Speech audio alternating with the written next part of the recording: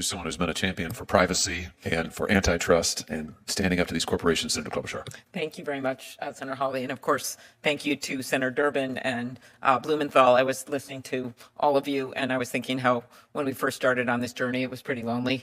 I think the first bill we did that I remember was the Honest Ads Act with Senator McCain, in which we simply tried to get disclaimers on political ads that were on the platforms. Facebook initially opposed it and then did support it at the end. It still hasn't been passed, of all things, because of all the lobbying.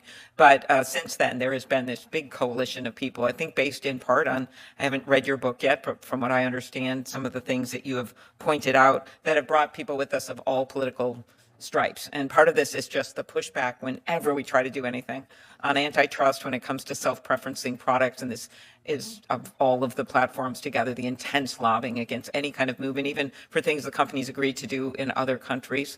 Or when we try to do something as simple as fentanyl, to try to put in place bills to make that be reported when it's being sold on the platforms.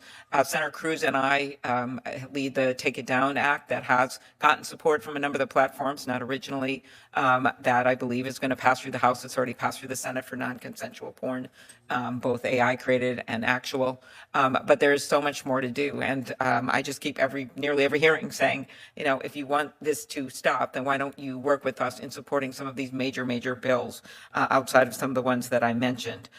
For too long, they have turned a blind eye when kids, as pointed out by the other senators, joined their platforms, used algorithms that would spread harmful content, and of course provided a venue for drug dealers, to the point where the former head of our drug enforcement agency said that the cartels in China and Mexico had basically harnessed, those were her words, harnessed the platforms.